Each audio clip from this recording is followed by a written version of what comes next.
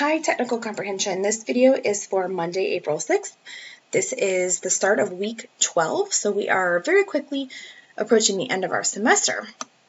So just as a reminder, we wrapped up week 11 by kind of finishing up most of chapter 8. So due last week was your chapter 8 vocabulary quiz, which here we had the quiz and the Dropbox put together. So that was due last week. Some of you have been Dropboxing it. Some of you have been sending it via email attachment.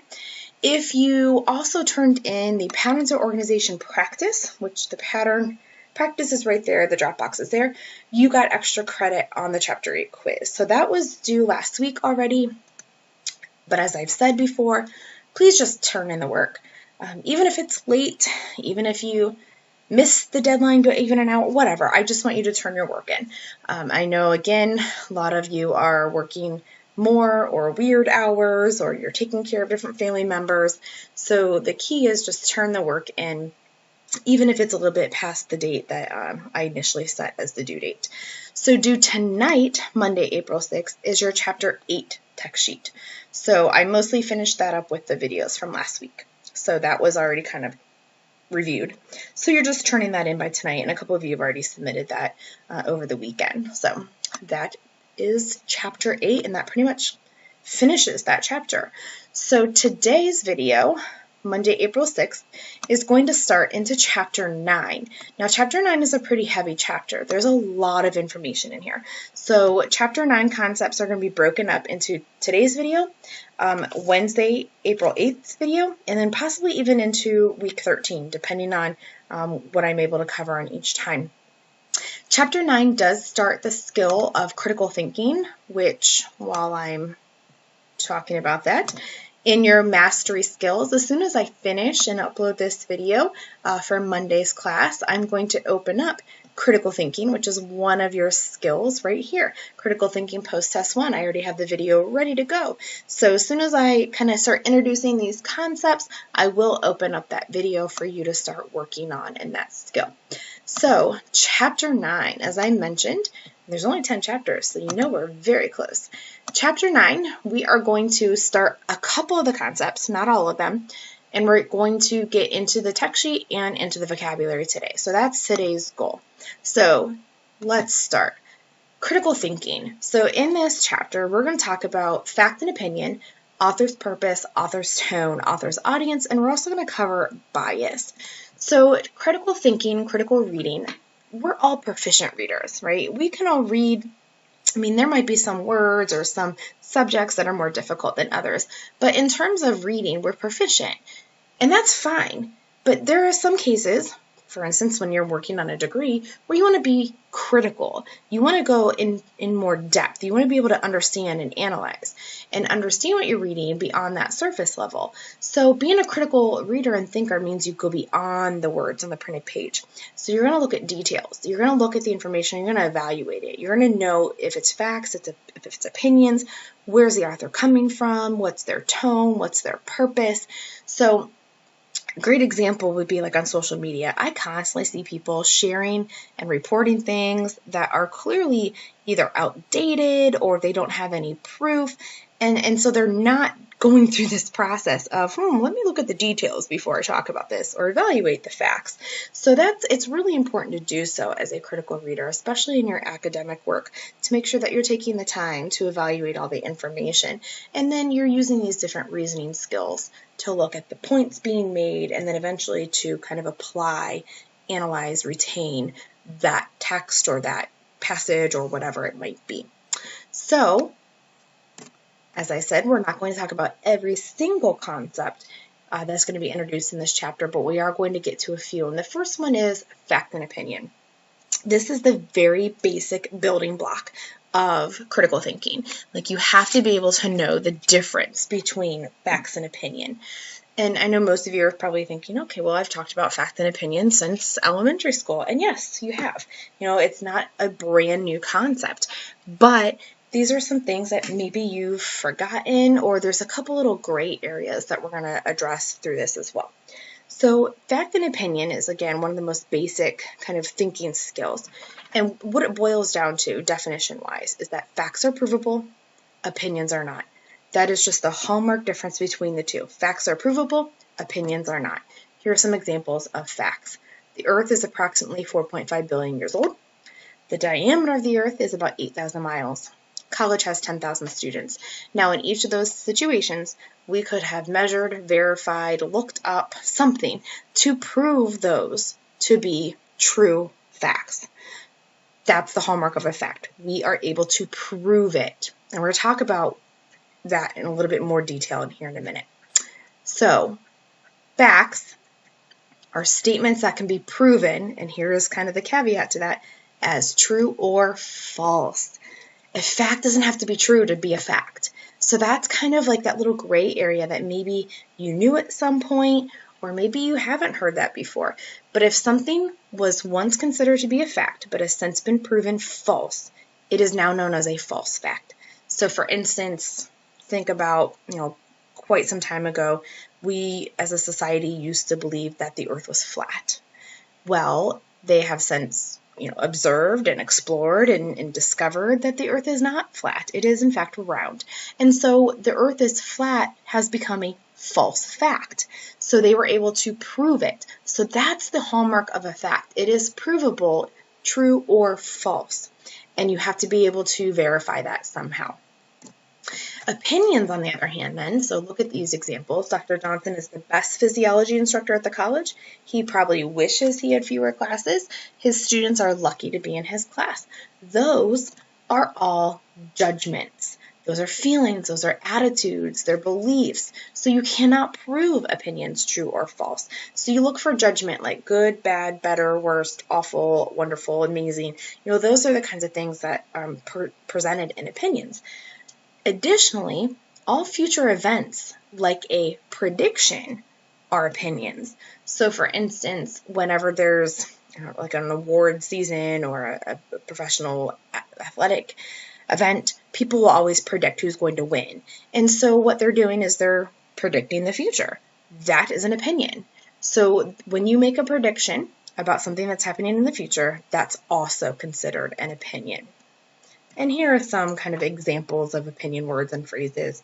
Someone says like, this is likely, it possibly, in my view, apparently. Those are all signals that opinions are being used. Another thing you want to be aware of is context. Sometimes context will determine whether or not something is an opinion or a fact. That meaning, the word may could be used in a factual statement or an opinion. So a scientist may discover life on other planets in the universe. That's an opinion. It's a prediction. This rock cycle may occur either beneath the Earth's surface, or on the Earth's surface. That's a fact. It's just showing like options of what could happen. So that's what we mean by look at context. Look to see how words are being used. Also, sometimes you will see that authors will put facts and opinions together. So they will try to show you, like, the production of carbon dioxide from human activities includes burning coal, gas, and oil. There's our fact, which may cause a serious climate change on the Earth. That's the opinion. So often you will see authors kind of have facts mixed with opinions, and so you have to be wary, maybe not weary, but just aware of that fact. All right, and then the other part that may not be, again, as familiar to everyone is something called a reasoned judgment or informed opinion. This is the gray area between a fact and opinion. So let's say, I like to use the example of a meteorologist, because when you think about it, what a meteorologist really is doing is they're trying to predict the future. But they're not just doing it on wild guesses. They have tools, they have evidence, they have data, they have all this stuff. And so what they're doing is they're basing an informed opinion from research.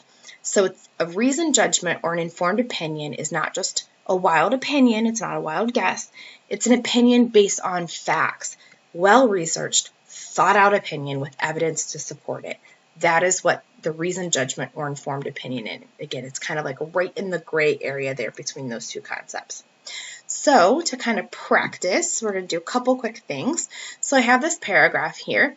One of the most fascinating sharks in the sea is the goblin shark. It is the ugliest shark because it has a long pointed snout that sticks up above its mouth. Its strange pink and gray body is covered in soft flabby flesh. It lives in the darkest and deepest level of the ocean, which is a good place for a goblin to stay. Okay, so in case you were curious, I did bring up pictures of the goblin shark just so you could kind of get an idea of what they were talking about. But this is an example of a mixture of facts and opinions. So if I were to go through here and I wanted to remove all my opinion phrases, I would have to remove most fascinating, because that is someone's feelings. Also ugly. Well, there might be some people who think that he's cute. And then if we look here, I often have questions on this sentence here. Its strange pink and gray body is covered in soft, flabby flesh. Now, strange right here is an opinion word. That's debatable. Now, right here, the word flabby. I think if you or I were to be called flabby by someone, we would probably take that as an insult. You don't necessarily want someone to call you flabby, but we're talking about a shark here.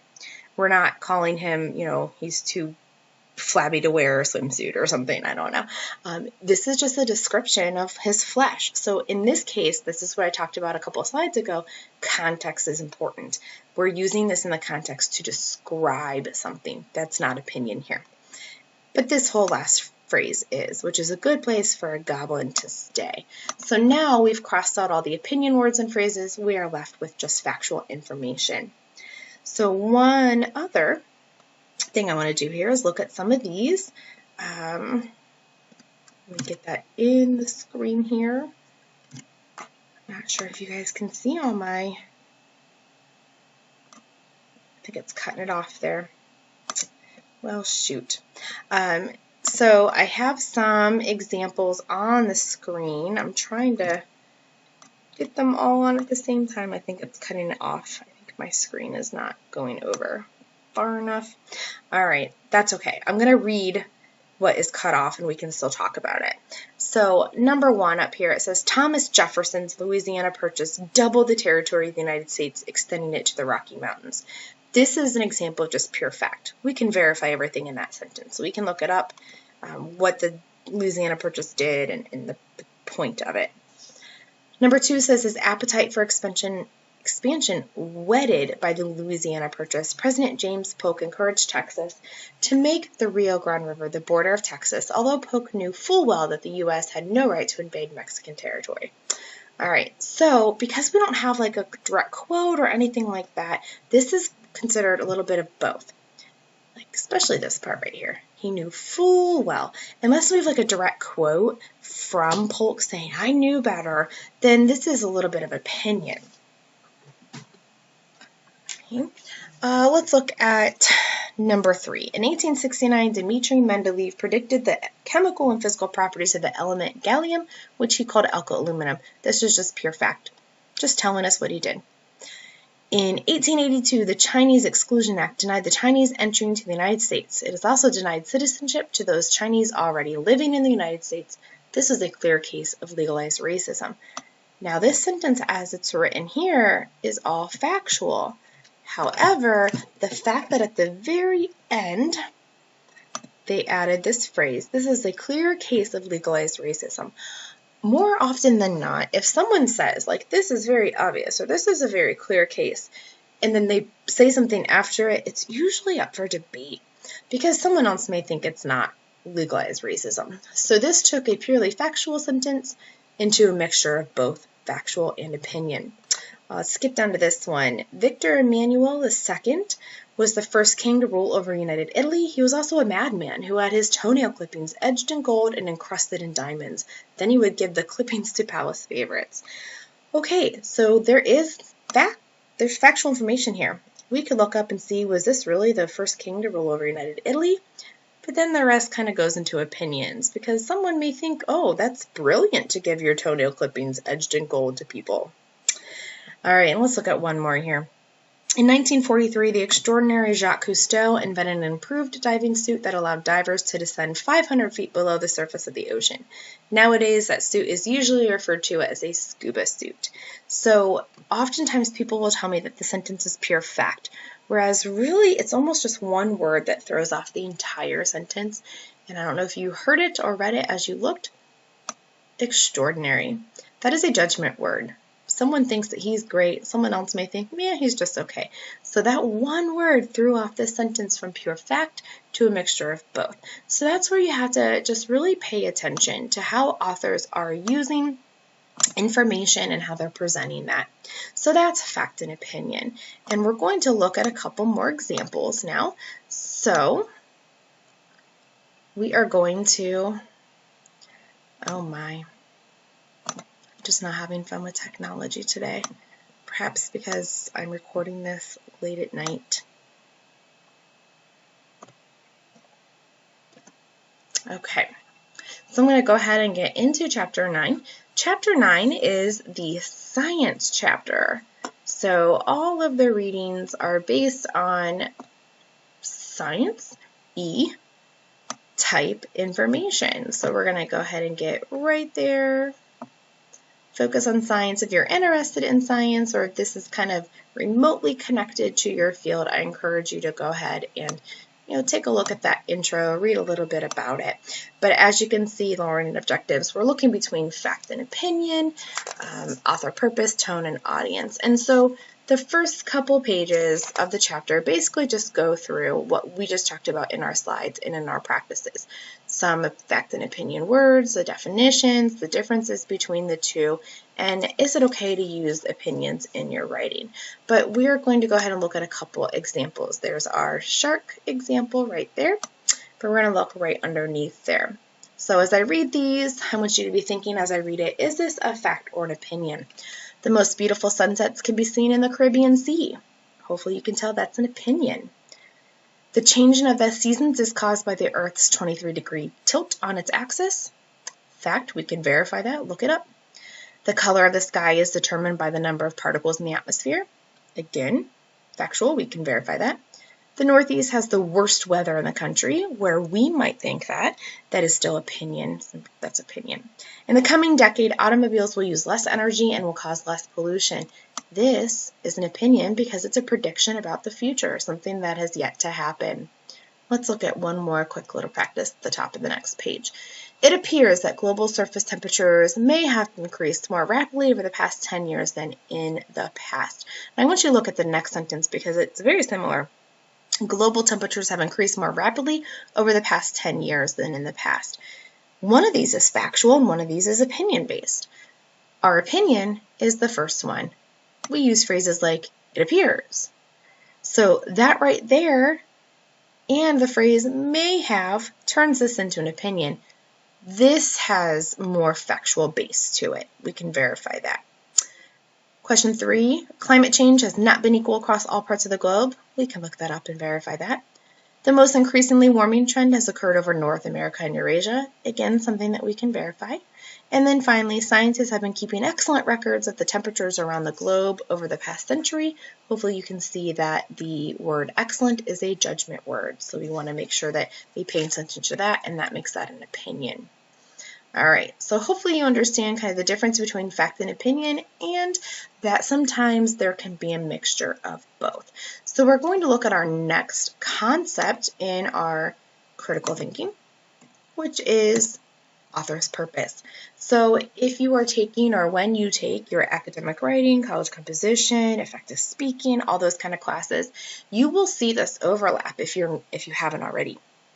So when you're reading a piece of text, you should, in the back of your head, along with, all the fun stuff we've talked about, vocabulary and coming up with main ideas, also be thinking about the purpose. And the purpose means, why did the author write this? What was their motivation behind this?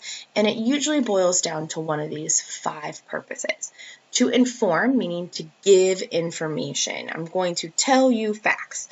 So like textbooks, newspapers, certain kinds of programs on TV like the news, giving you information. Then we have persuade, which just means to convince. I'm going to try to convince you to feel the way I do. Election time. When we think about who we're going to vote for, we are trying to listen to people, and yeah, they're giving us facts, but they're also trying to convince us, try to persuade us to kind of believe in them. So they might be giving us facts, they might be trying to appeal to our emotions, anything that can kind of get us convinced to believe it their way. Entertain is kind of just what it sounds like, trying to make you laugh, make you cry, make you upset, whatever it might be. Narrate, I always think of Morgan Freeman. It's when author is telling a story in the order it occurred. Think about when you go to school or to work and you come home and someone says, well, how was your day? You kind of go back through your order of events of your day. You tell a story, you narrate. And then describe is, I know a lot of us when we read, we picture what we're reading as we read. It's not quite the same thing. Describe is when an author very purposely uses a lot of smelling, seeing, tasting, hearing, feeling type words to really make you feel like you are there. So here are some real quick mini examples. When you're trying to find the purpose, look at the main idea, look at the points, how are they related, ask why did the author write this. So if we look here, the ocean tides are a result of the gravitational pull of the sun and the moon. Hopefully you can tell that that is trying to inform us, just giving us some information. You should not swim in areas inhabited by sea lions and seals. Often when someone says what you should or should not do, they're trying to persuade you, trying to convince you of something. I'm on a seafood diet. I see food and I eat it. It's kind of a little joke, so it's supposed to be entertaining you.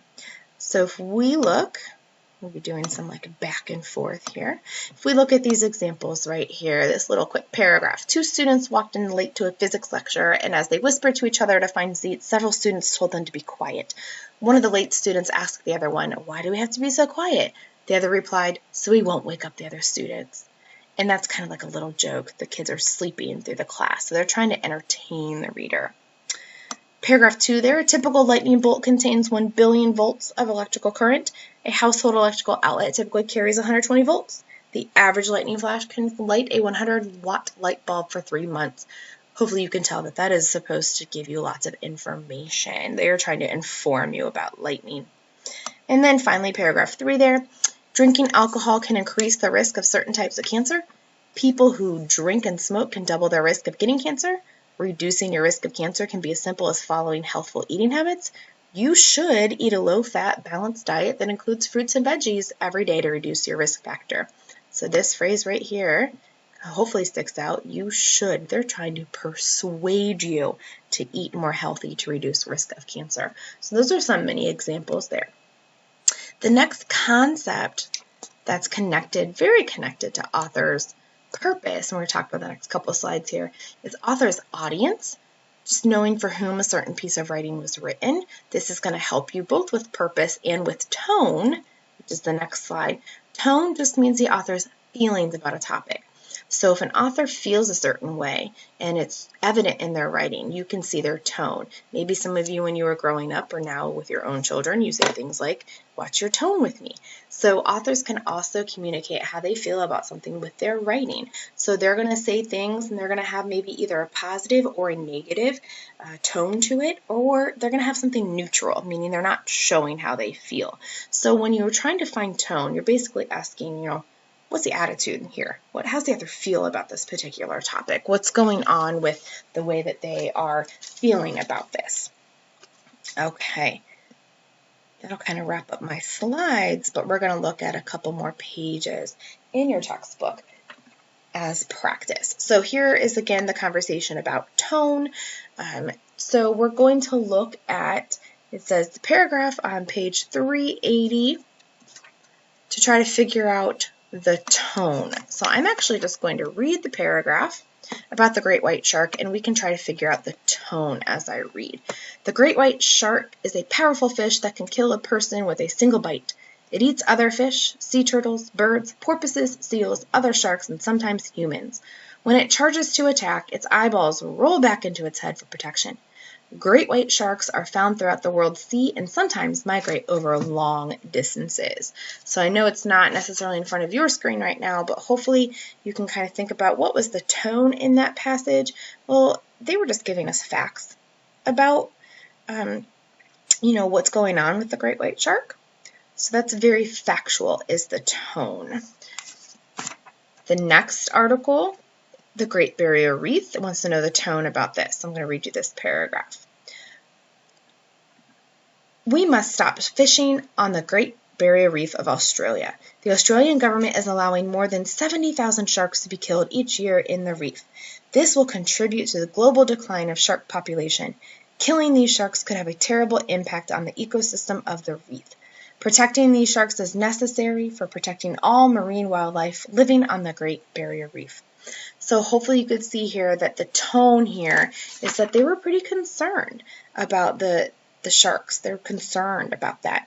So that's kind of a little sampling. And on the next page, they give you some examples of tone words that usually when it comes down to tone, it's usually either a positive, negative, or neutral. So they feel positive, excited, happy, approving towards something, or they feel upset, angry, negative towards something, or neutral, meaning straightforward, objective. They don't have any feelings. They're just giving you the facts. So that's kind of what it boils down to with tone. And then the next page in your textbook goes over audience, and it has those paragraphs again that I was just reading to kind of practice audience. So for instance, on that first paragraph I read about the great white shark, our audience is more than likely, if you look at your choices, just maybe biology students. This probably came from like a biology book telling you about biology students. So just getting to know like, okay, they're using these certain words or going about this because they're trying to teach me, in a textbook, or, they're using these words because the audience might be people who are trying to preserve nature, whatever the case might be. Okay, so we are going to go ahead and look at 2 practices here. And although we're not quite there yet, I'm going to go ahead and have you, if you haven't already, going to get your Chapter 9 text sheet up and running because we are going to fill out text sheet Part A here in just a few moments. So that is inside your Chapter 9 folder. If you haven't already pulled that up, again, Chapter 9 text sheet, there it is. So let's go ahead and look at practice 4. We're not at the text sheet quite yet, but you're going to have it up and ready because this will be in play in practice 5. Okay, practice 4. A black hole in space is a region where the gravity is so strong that nothing can escape its pull. The entrance to the black hole is called an event horizon. Objects such as asteroids can get pulled into the hole but never come out. They are called black holes because even light is pulled into the massive dark center. Escape velocity, the speed at which something must travel to escape being pulled into the black hole, exceeds the speed of light. There are different types of black holes according to their size. Some are as massive as the solar system. Once a black hole is formed, it can continue to grow in size by absorbing more matter. Astronomers believe that hundreds of massive black holes wander the galaxy. Fortunately, the nearest black hole to Earth is thousands of light years away. Okay, hopefully you can tell that we are talking about black holes. That's kind of the topic. So if you look at our main idea, if you kind of maybe even pause or take a look at the questions here, what is the main idea? Well, all of them talk about black holes. So we have to kind of look again and see what's the most general sentence here. And this one happens to be B. It's the first sentence of the selection. It just basically defines black holes for us. And then if we want to know more, that's what the rest of the paragraph fills in those details. What did you think the author's purpose was? I don't know if you felt very entertained. You probably felt informed. And so we have 2 choices here, why they exist or just about black holes. And this is basically just telling us about black holes. They're just telling us a little bit more about black holes. Who do you think the audience is then? If they're informing us, this is probably people who want to know about black holes, right? What is the author's tone? Because this is a piece of like expository or informative, this is just an informative tone. This is kind of a straightforward, here are the facts. All right, and then we need to look at this. Is this a fact, opinion, or a little bit of both? Objects such as asteroids can get pulled into the hole but never come out. And that's just a fact. We could look that up and verify that about black holes. All right, so that's a little bit of practice. Now we're going to look at practice 5, and this is the basis of Part A on your text sheet. So if you want to have your text sheet up and going, we are going to address this as well right now. All right, so practice 5. On April 20th, 2010, an explosion on an oil rig in the Gulf of Mexico killed 11 people and caused several pipe leaks about 50 miles off the coast of Louisiana. Oil poured out at a rate of up to 60,000 barrels a day, making it one of the worst environmental disasters in recent history. Oil drilling in the Gulf of Mexico was a disaster waiting to happen. A fragile marsh environment along Louisiana's coast serves as a buffer in storms. Damage to the salt marshes from an oil spill can cause major erosion from storm surge and impact wildlife all along the southern coast. Offshore oil drilling is too dangerous. Instead of drilling for oil, our resources should be directed to developing cleaner and safer energy resources. Hopefully, as I read, you heard things such as, our resources should. This was a disaster waiting to happen. It is too dangerous. Hopefully, you're seeing some opinions in there. So those are things that kind of stick out to you. Yes, there are facts, but there's also some opinions. So what is the main idea of this particular article? Again, this is part A of our text sheet here. Just kind of reminding you. All right, so the main idea, we know we're talking about this like oil, disaster, but then as they get down here, like it talks about all the negative things it did, and then they kind of hit home with, this is why I'm telling you about this, because ideally we should be drilling or doing other things instead of drilling. So, for number 1, the main idea is C. That's what they're trying to get to. We shouldn't be drilling. We should be doing these other safer alternatives. So what is the author's purpose? Remember I said when authors or people tell you what you should or should not be doing, they're more than likely persuading you. And so, while yes, they're kind of talking to you about offshore drilling being dangerous, they really want you to consider alternate forms of energy. So I'll flip back here so you can kind of see what I'm doing. So we said 1 was C and 2 was also C. They're trying to persuade us to come up with alternate sources. Number 3, who's the intended audience? So if you look here, who do you think they're trying to target? More than likely, they don't care about the oil company. They're already working and making money or guessing. They're probably talking to people who care about the environment, trying to convince people who care about the environment to change their minds. So what do you think the tone is then? They're definitely not approving of this. And they're not objective or straightforward. Those are synonyms. They are critical. They're critical of the oil industry, and they want people to make changes. So question 3 was B. 4 is critical A. All right, and number 5. Oil drilling in the Gulf of Mexico was a disaster waiting to happen. Hopefully you can tell that that is the author's opinion, because obviously people in the industry did not think that. Okay, so that is part A. There is a practice 6. Again, if you ever feel like you need a little extra practice, always feel free to do that and send it to me and I can give you some feedback.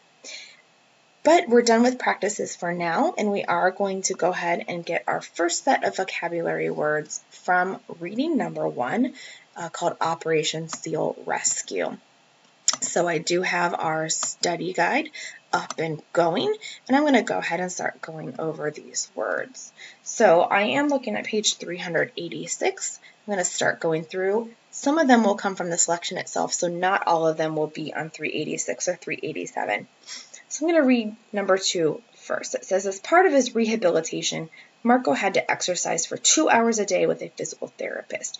So rehabilitation, down here you'll see in paragraph 3, is like when you try to regain health. Whether that's people, they go to rehab because maybe they just had surgery, or you can think of sometimes like drug and alcohol rehab, or animals can go through rehab. You're trying to get them back to healthy conditions, successful living conditions is the whole purpose of rehabilitation. Okay, question 3. Parasites, including ticks and fleas, cannot survive without a host to live on. So a parasite in paragraph 9 are just plants and animals that live off of other plants and animals. So they are kind of feeding off of other plants or animals. Number 5, in any rescue operation, logistics are important to keep the operation running smoothly. Logistics up here, paragraph 6, is just your management of resources. So when I say resources, it means like time, people, money, materials, the logistics, all the things that have to go into like planning or organizing something. Okay, number 8, some of the rescued animals were emaciated because they had not been fed or given water in several days. So if you are emaciated, you are very thin. You're showing signs of starvation. Not a good state to be in. Number 9, Emma liked to fly kites, but her kite string always got entangled in nearby tree branches. Entangled is just kind of what it sounds like, tangled or trapped or knotted up. It can be a physical thing like rope, or you can be entangled in a situation like you're trapped or in a confusing situation. And then number 10, the baby seal was so exhausted from searching for food that his strength was waning. Waning meaning to go down, to be less, to weaken. Kind of like alleviate, dissipate. Some of the words we've kind of seen similar to those. All right. In the selection itself, you will see the word overfishing in paragraph 11, which again is basically just what it sounds like. Harvesting more fish than nature can supply means that maybe a certain part of a river or lake, people are overfishing and not enough fish are being born to kind of replenish that supply. Also, the word herring, which is a strange choice. It's just a small saltwater fish that seals eat, because you'll see this article is about seals. Stranded in paragraph 2 just means left alone. Maybe if you've ever broken down on the side of the road, you might have felt stranded, kind of like a helpless situation. And then in paragraph 8, we have vaccinations, and these are to prevent disease. You don't get a vaccination after you get a disease. You get a vaccination to prevent that disease. So those are the vocabulary words from the very first reading. And so I'll encourage you to go ahead and pause, whatever you prefer to do. Pause the video. Go ahead and read Operation Seal Rescue on pages 388 through 390, and then you can resume, and we're going to go over a few of the questions. So,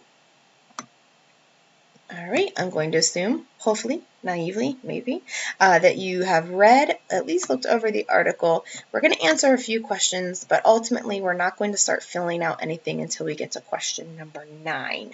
So, the first thing I want to ask you about is the thesis statement, because we've talked about thesis statement already. And so number 1 says, what's the thesis or central point of this entire article? And so if you look at your options, kind of take a look there, we know we're talking about seal populations, and it's not just talking about diseases or the rescue of them. It is just talking about, in general, how scientists are concerned. They're concerned over these seal populations and how quickly they are seeing a decrease there. Okay, we're also going to take a look over here at question 6, the overall pattern of organization for this article. As you read, hopefully you could see there's a lot of cause and effect. A seal gets stranded by its mother. It dies. A seal gets bitten by a shark. It dies. A lot of cause and effect here. Number 7, infected seals are too exhausted to hunt, stay on shore instead of returning to the water. The phrase on shore instead of returning, so right there, instead of means there's some compare contrast. Now it wants to know, let's go down here. We're going to go to number 8. Look at this. With their strength waning, they were vulnerable to deadly illnesses and starvation. That's a fact. It's not necessarily someone's opinion. That's factual. All right, number 9, here's where it kicks in on your text sheet right here. Number 9 says, what is the author's purpose for this article? What did you think this purpose was? I feel like there was definitely some information, but it kind of ended on this note about all these things that people could be doing to help this situation. So ultimately, they're trying to persuade us. They're trying to help make us realize, here's what you can be doing to help this situation. So number 9 is C. Number 9 is C. And then let's take a look at number 10, the author's tone. I would hopefully that you got that they are concerned. They're concerned about the seals, and so obviously they wrote this article to make people aware. Okay, over on page 394, so I go over a couple pages, we on our text sheet are going to address question number 5, rather you are. Question number 5, wants to know what can be done to improve the environment for marine life and other animals. And they do talk about that a little bit in the selection. So go ahead and make sure that you address question number 5 on page 394 as it relates to the Operation Seal Rescue reading. Okay, we're going to go ahead and start talking about reading number 2 and get the vocabulary from this particular article. The article vocabulary starts on page 396. So I'm going to go ahead and pull up my vocabulary again, and I'm going to talk about these words with you. Okay, so page 396, number 1, smoking and overeating are 2 common factors that are very detrimental to our health. Detrimental, hopefully you can tell, smoking and overeating, they're saying harmful. Something that's detrimental is harmful. It's going to do damage to you.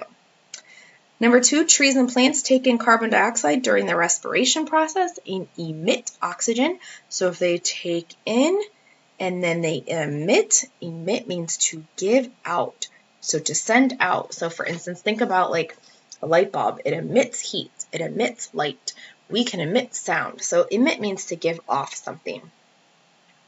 Number 3, because of heavy deforestation by natural and human activity, many geographical areas have turned into deserts. So deforestation is basically when we're getting rid of trees and plants. We're cutting them down through like removal. We're removing a lot of trees, lands, plants. Number 4, the ecosystem along the Gulf Coast was damaged by the oil rig explosion, which destroyed some of the wildlife in that area. So if we look at ecosystem, this just is kind of the plants and animals in a specific area. It's that community or environment of plants and animals. Number 5, the new dishwashing liquid left a filmy residue on the drinking glass. So we have residue. We talked about a word residual in a previous reading. Residue is just like the substance remaining, something that's left behind. It's over. If you've ever, and that's what they're talking about, if you've ever pulled something out of the dishwasher and you're like, ooh, didn't get that. There's some residual or residue left on the glass. Yeah, it's what's left behind.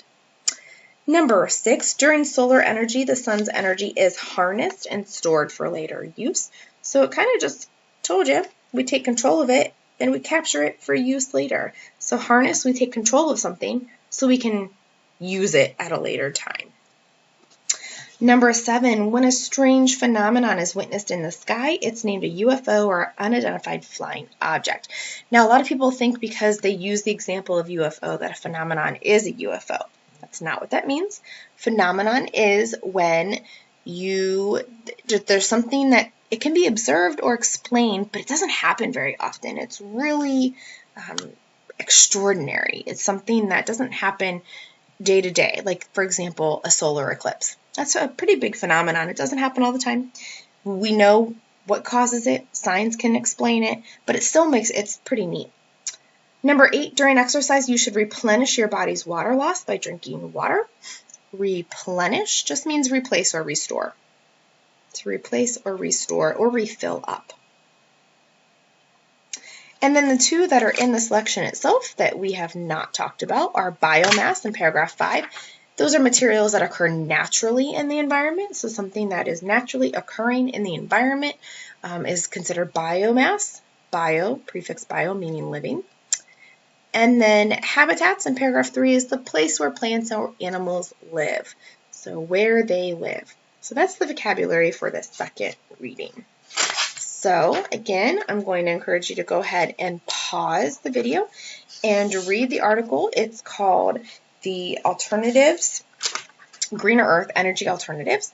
And so it's going to talk about ways to kind of use different types of energy sources beyond what was talked about earlier in the chapter, the oil drilling.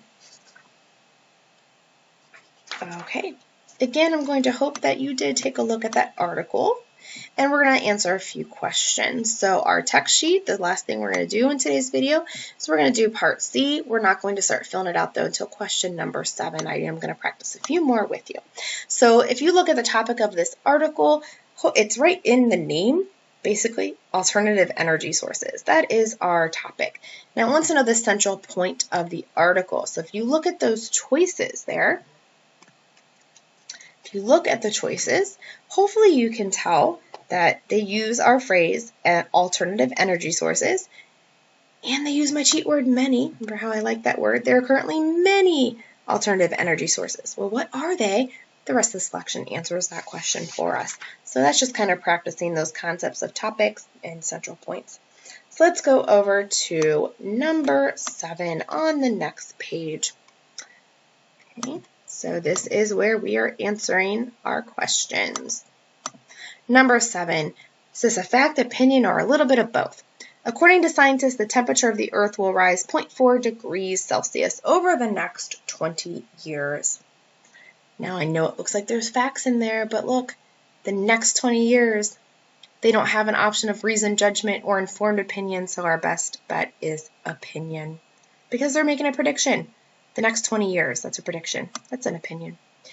And then just for practice, what do you think the author's purpose of writing this article was? You know, obviously they wanted us to look at different energy sources. So they're trying to persuade us to look at different energy sources. What is the author's tone in this article? Kind of ties in again, persuasive.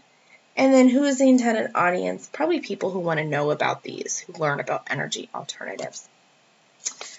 Okay, and then the last thing that we'll discuss on our text sheet for today is the last question there. You're looking at short answer, question number 1 on page 404. It wants to know, come on now, which of the alternative forms of energy described in the article do you think are the safest and best resources of energy? So you'll just go back into the article and they mention multiple different types of alternative sources, and so you just need to tell me, I think that hydrogen fuel or kinetic energy or geothermal energy is best because. So whatever one, go back and review and take a look there and explain which one you think is the best alternative and why. Okay. So that is going to be it for now. In the next video, we will just review the Chapter 9 vocabulary and we will finish the Chapter 9 text sheet. So looking ahead, both of those things will be due on April 13th. So the text sheet and the vocabulary quiz, which I didn't upload the quiz yet, those will be due on April 13th for week 12 attendance. Okay, talk to you all soon.